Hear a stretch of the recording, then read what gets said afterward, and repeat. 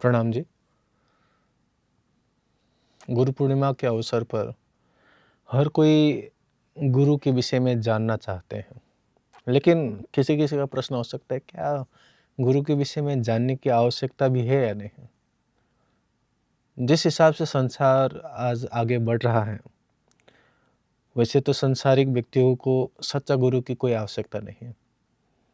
जो चमत्कार करके दिखाए, जो आपके घर परिवार में थोड़ा-सा सुख शांति दिला दे, थोड़ा-सा आपके परिवार में बीमार है तो ठीक कर दे, या कहें थोड़ा-सा हाथ ऐसे-ऐसे मल के कुछ माला निकाले, रुद्राक्ष निकाले या विभूति लेके आए तो आप उनको गुरु मानते हैं। लेकिन श्री प्राणनाथ जी हमें इस प्रकार के गुरु के विषय में नहीं कहते। यदि आप और हम सच्चे रूप से गुरु ढूँढना चाहते हैं या कहें सद्गुरु ढूँढना चाहते हैं, तो हमें श्री प्राणनाथ जी के वाणी और वचन को सुनना पड़ेगा, अध्ययन करना पड़ेगा। ये सत वाणी मत के ल्यों जिनको सार, तब जाकर हमें सच्चे गुरु का पहचान होगा। एक चौपाई जो मैं अभी देख रहा था, वैसे तो काफ़ी सुंदर साथ और धर्मप्रेमी सज्जन बिन आप अध्ययन करते ही हैं। सद्गुरु साधो वाको कहिए, जो अगम की देव एगम, हद बेहद सबे समझावहे, भाने मन को भरम। है ना, यहाँ पे सद्गुरु किसको कहते हैं इस विषय में बताया गया है कि आपको उस अगम अर्थात जहाँ पे कोई भी नहीं गया है, उस स्थान, उस अवस्था या उस अनुभूति की स्थिति तक पहुँचाने वाले को ही हम सच्चे सद्गुरु कहला सकते हैं। हद और बेहद को समझा सके और आपके मन में जितने भी भ्रम हैं, जितने भी संशय हैं, उसको मिटा सके, वही सच्चे रूप से सद्गुरु है। प्रश्न उठता है कि ये हद और बेहद क्या है? ये जो पौराणिक हिसाब से कहा जाए तो 14 लोक के जो ब्रह्मांड है, जहाँ पे आप कहते हैं अतल, वितल, सुतल, और ऊपर की ओर जब हम कहते हैं भूलोक, भूलोक, स्वर्गलोक करते हुए हम सतलोक तक जाते हैं, तो उसी घेरे को हम कहते हैं 14 लोक के ब्रह्मांड, जिसको हद का ब्रह्मांड कहते हैं। आज संसार इसी में अटका हुआ है जो निराकार तक ही पहुँचता है। लेकिन सद्गुरु आकर हमें कहते हैं कि नहीं, इस निराकार से भी परे कुछ है। 14 लोक के ब्रह्मांड में उत्पन्न होने वाले जीव को ये लगता है कि यही संसार ही उनका घर है, अंतिम स्थिति उनका वैकुंठ तक ही है। लेकिन सद्गुरु आकर हमें कह चुके हैं कि अब हमें कहाँ जाना है? हद पार बेहद। हमें बेहद की ओर पहुँचना है पहले। बेहद किसको कहते हैं? योग माया के ब्रह्मांड को कहते हैं, जहाँ आप ब्रज और रास के विषय में जान सकते हैं, जो अखंड है। आप जिसको गोलोक कहते हैं, वो उसी योग माया अर्थात बेहद के ब्रह्मांड में है। उससे भी परे की स्थिति के विषय में सद्गुरु कहते हैं अक्षरधाम, और उससे भी परे परम धाम है, जहाँ से ब्रह्म मुनि अर्थात ब्रह्म सृष्टि आई हुई है। तो ये पूरा संशय मिटाने के लिए ही जो सद्गुरु है वो इस धरती पर आ चुके हैं।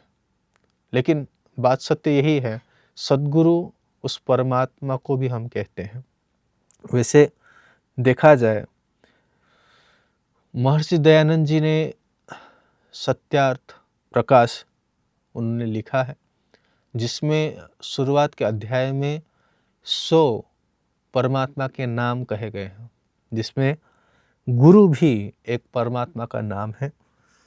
यहाँ पे ये प्रमाण इसमें लिखा गया है, यो धर्मयान शब्दान गुणात युपदी सती सगुरु। अर्थात वो कहते हैं कि सत्य धर्म प्रतिपादक, सकल विद्यायुक्त और वेदों का उपदेश करता, सृष्टि के अनादि में जो अग्नि, वायु, आदित्य और अंगिरा हुए, उनसे भी पहले जो गुरु हुए, अर्थात गुरु के भी जो गुरु हैं, वो स्वयं परमात्मा है और उसी को हम गुरु मानते हैं। आप सोचिए कि आज हर कोई उस परमात्मा को ही उँगली दिखा रहा है कि वो सच्चा है। लेकिन हम क्या चाहते हैं? हम चमत्कार चाहने के कारण से हम भ्रम में पड़ जाते हैं और भ्रम के कारण से हम इस मनुष्य को ही या मनुष्य तन को ही गुरु बनाकर बैठ जाते हैं। तो इसी कारण से हमें ये समझना ही होगा कि गुरु जो है वो भवसागर से पार कराने वाला है। यदि गुरु आपको अच्छा घर बनाने के लिए या अच्छे परिवार का आश्वासन देते हैं या इस माया में ही सुख और शांति के विषय में कुछ कहते हैं, तो आप समझ जाइए कि वो गुरु नहीं है, वो आपको धोखा देगा। लेकिन जो सत्य यथार्थ आपको कड़वे रूप से बता सके, जो आप इस संसार में रह रहे हो, उस मूल दुख को बता सके कि इस संसार में सिर्फ और सिर्फ दुख है। सुख के आड़ में यहाँ पे बहुत सारे दुख मिलते हैं। तब जाकर हाँ, वो किसी न किसी रूप से आपके गुरु बनने लायक है। लेकिन क्योंकि बहुत सारे लोग आज वेशभूषा धारण करके बैठे हुए हैं, हर कोई गेरुआ वस्त्र धारण किया हुआ है, हर कोई सफ़ेद वस्त्र धारण किया हुआ है और दिखाने के लिए भी ऐसे दिखाते हैं कि हम ही सच्चे गुरु हैं। तो आप गुरु के लक्षणों को देखना प्रारंभ कीजिए। यदि वो अपने इंद्रियों को वश में नहीं किए हुए, यदि उनके जीव उनके वश में नहीं है, यदि उनके क्रोध उनके वश में नहीं है, तो अभी भी वो गुरु बनने के लायक नहीं है। उनके मन अभी भी सांसारिक विषयों पर ही जा रहा है, तो वो अभी गुरु बनने के लायक नहीं है। तो इसीलिए जो ध्यानी पुरुष हैं, जो अपने जीवन में ध्यान करते हैं, जो विषय वासना से दूर रहते हैं, जो एक हिसाब से देखा जाए तो संसार के दृष्टिकोण में वो मर चुका है, सच्चे रूप से वो गुरु है जो आध्यात्मिक तौर पर वो जीवित है। श्री प्राणनाथ जी बारंबार ये कहते हैं कि हो सकता है जो मरुभूमि है उसमें जल मिल सकता हो, लेकिन गुरु के बिना भवसागर कभी भी पार नहीं होया जा सकता। तो गुरु का इतना ज़्यादा महत्व है कि आपको यदि भवसागर पार करना है, इस अंधकार रूपी रात्रि को पार करना है, तो आपको वो प्रकाश चाहिए जो गुरु बन के आपके इस माज में आते हैं।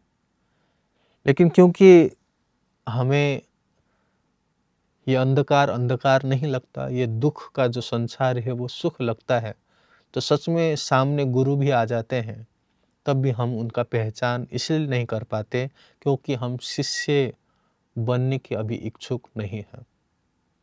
और जिस दिन हम सच्चे रूप से उस दुख से, उस विरह से उस परमात्मा को पुकारेंगे, तो आपको साक्षात अपने सद्गुरु आपके समक्ष मिलेंगे और आप बस चलने की देरी रहेगी कि आप जब चलेंगे वो साक्षात आपको मिलेंगे। लेकिन बात इतनी सी ही है कि आपको अब ये समय मिला है कि आप अपने सद्गुरु को चुनें, उसके बाद कभी पीछे ना देखें। श्री महामती कहे पीछे ना देखिए, ना किसी की परवाह, एक धाम धनी हृदय में लेके उड़ाए दे वरवा। कि यदि इस समय में भी यदि आप पीछे देखते हैं, मुड़ के फिर से संसार की ओर ही देखते हैं, तो फिर आप कभी आगे नहीं बढ़ सकते। तो बस अब समय है उस सद्गुरु के कहे हुए वचन को मान के हृदय में धाम धनी को रखना और उसके साथ साथ में आप उस परम धाम की ओर वापस चलना जो आपका सत्य घर है, क्योंकि ये झूठा संसार थोड़ी दिनों के बाद फिर से मिटने वाला है। जो परिवार है वो कुछ समय के लिए है, आपका कर्तव्य है, पालन कीजिए, लेकिन ये भी याद रखिए कि आप आत्मा है और आपका घर ये नहीं है। आपका घर वो परम धाम था, है और हमेशा रहेगा। आपका परिवार हमेशा वो ब्रह्म सृष्टि ही रहेंगे और आपके जो संबंध है वो राज्य और श्यामा जी के साथ ही रहने वाला। तो उस परमात्मा को याद करते हुए इस गुरु पूर्णिमा के अवसर पर मैं आप सभी को यही प्रार्थना करता हूँ कि अब गुरु के वचनों को माने। हाँ, कठिन है, हर कोई गुरु के वचन को नहीं मान सकता है, लेकिन ज़रूर हम प्रयास कर सकते हैं और प्रयास करने वाले का कभी हार होने वाला नहीं है। क्योंकि परमात्मा आपके पुरुषार्थ को देखेंगे, ना कि आप सफल हुए या नहीं हुए।